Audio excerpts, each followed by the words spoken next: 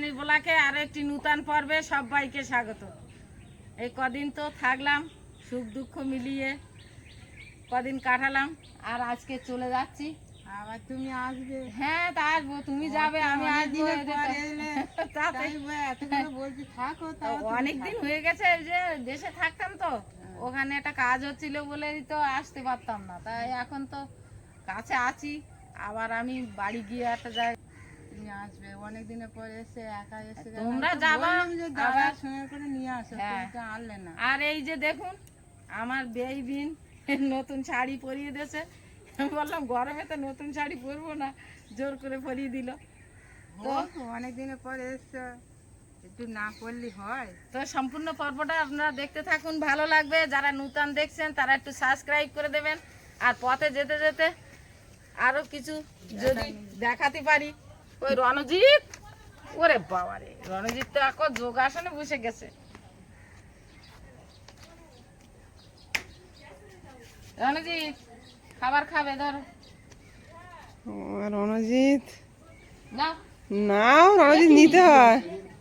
ওরকম করতে নেই, নাও। রণজিৎ খুব লজ্জা, নিতে চাইবে না। এই নাও, ধরো ধরো। এই রাখো, ওর খাবার কিনে দেবো। চলো মন, চলো। ওই ব্যাগ নেওয়া হয়নি তো, চলো চলো করতে করতে ব্যাগ থেকে হারা দেখছি নাকি। এই হচ্ছে আমাদের বাড়ির বেরোনোর রাস্তা।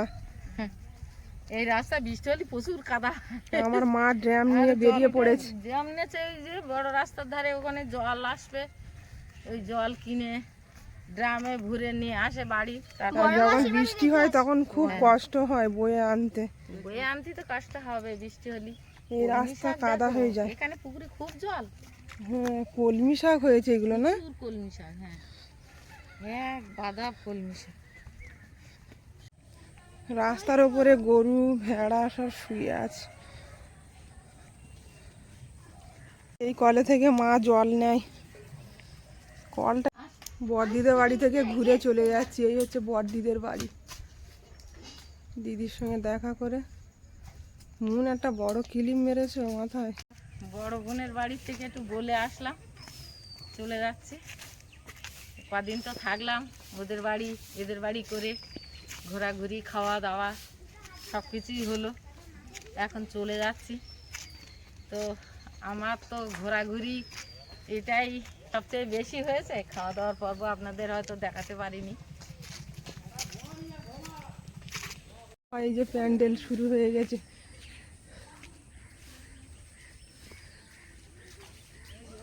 আমাদের এই মেন রাস্তা, এই এখান থেকে মাদের বাড়ি একটু ভিতরে যেতে হয়। এই রাস্তাটা ফাঁকা, ভেতরের রাস্তাটা মাটির রাস্তা।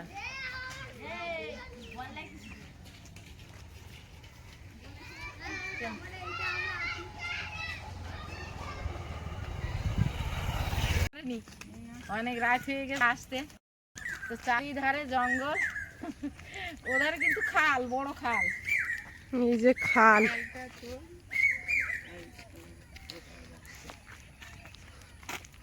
বড় খালটা দেখা যাচ্ছে না, ওই এত জঙ্গল ঢাকা পড়ে রয়েছে। হ্যাঁ, তাহলে আসি। তোমার আর যেতে হবে না, আলোটা একটু কম, কিন্তু এসে ঘুরে যাবে। আমাদের বাড়ির যাওয়ার এই রাস্তা, এই মেন রাস্তার উপর দিয়ে এই ভিতরের রাস্তাগুলো এখনো মাটির। ঘুরে আসলাম শিলাকবাড়ি, একটু দেখা করে আসলাম।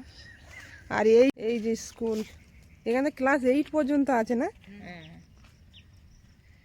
এই স্কুলেই মা কাজ করে, রান্না। রেশন দিচ্ছে কোথায়? ওই না, ও স্কুলে রেশনও দেয়? রেশন দেওয়ার জন্য ও সব লাইন দিয়ে বসে আছে। এই যে বড় মাঠ, বাউন্ডারি দেওয়া। এই স্কুল থেকেই আমাদের হাতে খড়ি, এখান থেকেই আমরা পড়ে অন্য স্কুলে গেছিলাম।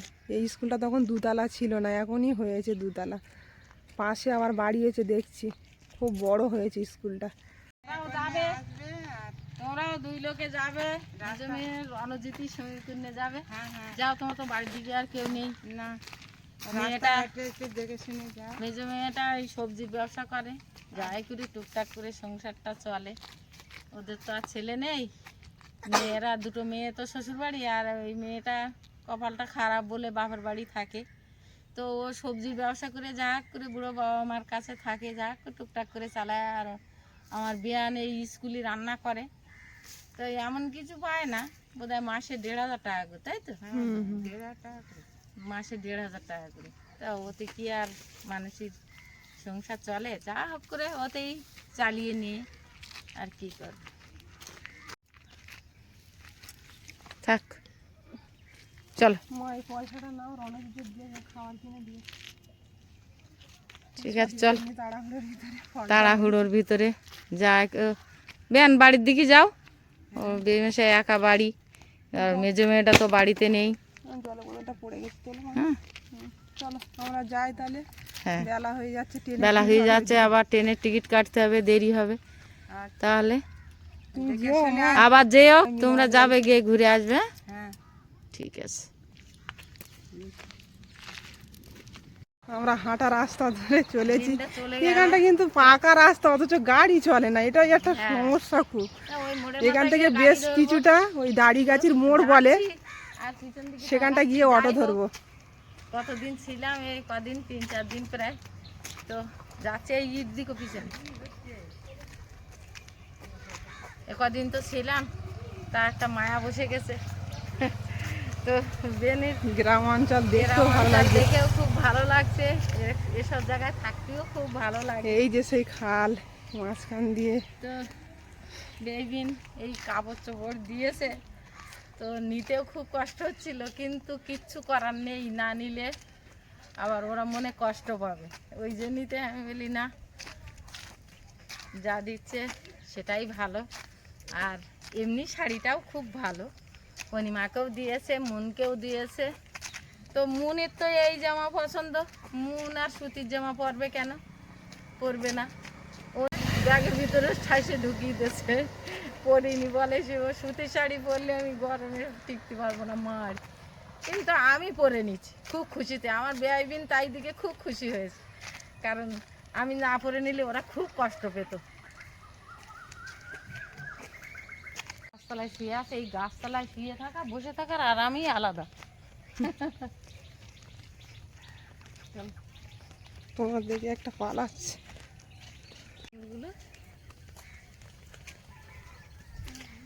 ডুমুর গাছ দুটো এক জায়গায়, আর ডুমুর হয়ে ভর্তি পুকুর। যাওয়ার দিনকে রাত হয়ে গেছে, যে যাওয়ার সময় তো এই রাস্তায় যাচ্ছিলাম, তো ভীষণ অন্ধকার ছিল, কিছু দেখাতে তো পারিনি। বন্ধুদের তো কিছুই দেখাতে পারিনি, শুধুই হেঁটে গেছি অন্ধকারে। এখন যাওয়ার সময় দেখতে দেখতে যাচ্ছি চারিদিকে কেমন পরিবেশ, দেখতে দেখতে যাচ্ছি। গরম না, মন বলছে পরিবেশটা গরম, রোদের সময় তো গরমই হবে। এই যে এখানে শুধু মাঠ আর মাঠ। এই যে এই বট গাছটার বয়স যে কত মা! পুরানো বট গাছটা বেশ, এই আমাদের এই যে কত মানুষ আরাম পাচ্ছে। এখানে অনেকদিন আগে দিদিমা সাইকেলে করে আমার আর রঙেদাকে এনে দিয়েছিল, হুম, আর একটা ফুটির বোতল কিনে দিয়েছিল। এখানে সাইকেলটা এখানটা এসে যেন একটু শান্তি পেলাম। গাছতলায় ভীষণ শান্তি, তাই বটের ছায়া, হ্যাঁ, এর উপরে শান্তি আর কোথাও আছে? দেখো মামি মা মেয়ে শুয়ে আছে, মা মেয়ে শুয়ে আছে। চল। বসলাম বাবা, অনেকটা হাঁটা রাস্তা, অনেক রাস্তা, প্রায় 15 মিনিট, আরো বেশি হয়। আরো বেশ 15-20 মিনিট। অটো ছাড়লেই সোনারপুর, ওখান থেকে ট্রেন ধরে হ্যাঁ, বাড়ি। অটো ছাড়লেই সোনারপুর, আর ওখানে বাড়ি। প্রচণ্ড গরম লেগেছে, অটো ছেড়ে দিয়েছে। মাদের বাড়ির ধারে রাস্তাটা গাড়ি চললে আর এত কষ্ট হয় না। এত কষ্ট হয় না, ওখানে তো গাড়ির ব্যবস্থাই নেই।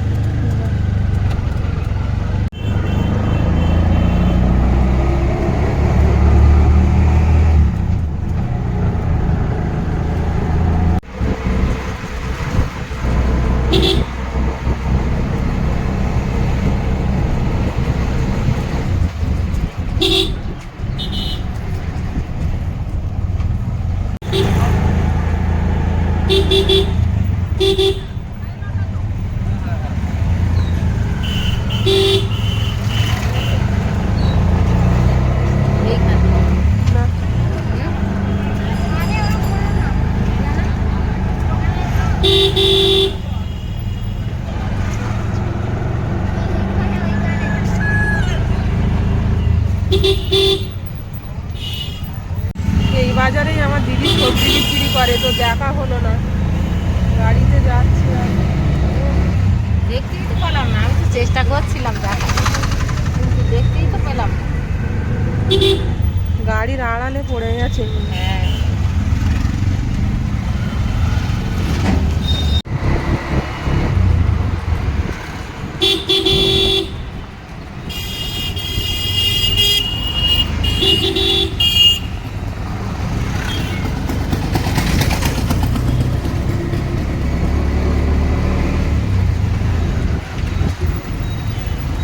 সোনারপুর অটো স্ট্যান্ডে এসে গেছি আমরা, এবার নামবো।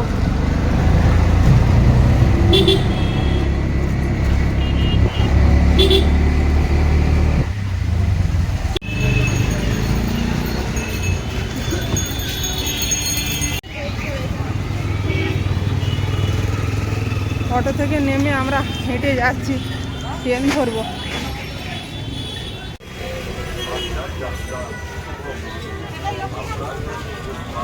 স্টেশনের উপরে চলে এসেছি, এইবার অপেক্ষায় দাঁড়িয়ে আছি। ওপারে ক্যানিং ট্রেন ঢুকছে, ওরা আপ ঢুকছে, ডাউনে আবার ট্রেন ঢুকলে আমরা উঠে যাব।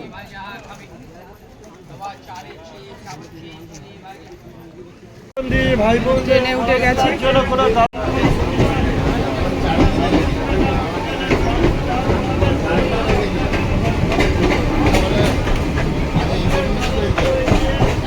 সোনারপুর থেকে ট্রেনটা ছেড়ে দিয়েছে। নেমে গেছি আর এখানে ভাড়া থাকায় বসে একটু জিরিয়ে নিলাম, এবার যাবো। আবার তো হাঁটা শুরু করতে হবে। হাঁটা শুরু করতে হবে, বাসার ধার অবধি হাঁটে যাবো, তারপর গাড়িতে উঠে যাবো। বাড়ি পর্যন্ত গাড়িতে উঠে যাবো, মন চলো। উঠবে তাহলে? হ্যাঁ, উঠবে তা। গাড়িতে উঠবো না, হাঁটে যাবো, এত রাস্তা গরমেতে। তুমি খাবে? থেকে ছোট এবার 55 টাকা। এই তেলাপিয়া, সিলাবার, ট্যাংরা সব 10 টাকা সব। বাবু ব্যাকপাট 10 টাকা সব। জ্যান্ত জ্যান্ত মাছ চলে এসো। এত গরম দিচ্ছি না, প্রচন্ড গরম। তো বাড়িতে প্রায় পৌঁছে গেছি, বাবু 5 টাকা খুললো দাও। সেখানে চলে এসছি। হ্যাঁ, আর এবার আমরা গাড়িতে উঠবো। তো বাড়িতে পৌঁছে গেলাম, এসে দেখতেছি ছোট বোনাই এসে হাজির। এই যে ছোট ভাই। আমি সঙ্গে করে নিয়ে এলাম, ও টোটো ওখানে গাড়ি খুঁজে পাচ্ছে না। হ্যাঁ, গাড়ি খুঁজে পাচ্ছ না? ও না, অনেক একবারে চেষ্টা জিজ্ঞাসা করছে। করছি, ফোন করছি। আচ্ছা, তারপরে দেখলাম তারে পেয়ে দেখি দাদার সঙ্গে দেখালো। তা একসঙ্গে গাড়িতে চলে চোখ এলাম। টোক দেখি এখন ভালো তো? এখন ঠিক পরিবর্তন পাওয়া যাচ্ছে না, 2-3 দিন দিচ্ছে ওষুধ দেওয়া হচ্ছে। আচ্ছা, ঠিক আছে। আশা করি ভালো হবে। তো বাড়ি আসার সময় অনিমা তো বলে আমি শুধু হাতে যাবো না, বাবার জন্য কিছু না নে। আমার সুস্মিতা ওরকম করে, যেখানে যাক ওর বাবার জন্য ঠিক মিষ্টি নিয়ে আসে। তো অনিমাও সেই একই অবস্থা, বলে বাবার জন্য মিষ্টি না নে যাবো না। তো অনিমারও একই অবস্থা, মিষ্টি না নে। আমি কিভাবে মিষ্টির দোকানে ঢুকতোস কেন? বলে বাবার জন্য একটু মিষ্টি নেবো। আমি বলি সুগারের রুগী, তা বললে হবে না। বাবা পথের দিকে তাকিয়ে থাকে যে বৌমা এসে কি নিয়ে আসবে। ওই একই রকম সুস্মিতা কোনো জায়গায় গেলে ওরকম কিছু আনবে, সত্যি সত্যি পথের দিকে তাকিয়ে থাকবে। আর যেদিন না নিয়ে আসবে, বৌমারা যা হাতে করে যেটুকু আনবে সেইটি যেন খুব তৃপ্তি সহকারে আমি খাই। আবার না আনলেও বলবে বৌমা কিছু নিয়ে আসেনি। তার ভয়ে ও আগে থেকে ও মিষ্টি কিনে এনেছে। তা ধরো বলো মন, মন খাবে, মন আমি তো খাবি। আমি খাবো না। ও খাবে না, ধরো। ফুটি খেয়েছি। ওখানে ফুটি খেয়েছি। তো বাড়ি এসে এবার কাপড় চোপড় সারবো, হাত পা ধুয়েই ঘরে ঢুকেছি একেবারে। তো সম্পূর্ণ পর্বটা আপনাদের কেমন লাগলো একটু কমেন্ট করে জানাবেন। আর সবাই ভালো থাকবেন, সুস্থ থাকবেন। দেখা হচ্ছে আগামী পর্বে। নমস্কার। নমস্কার।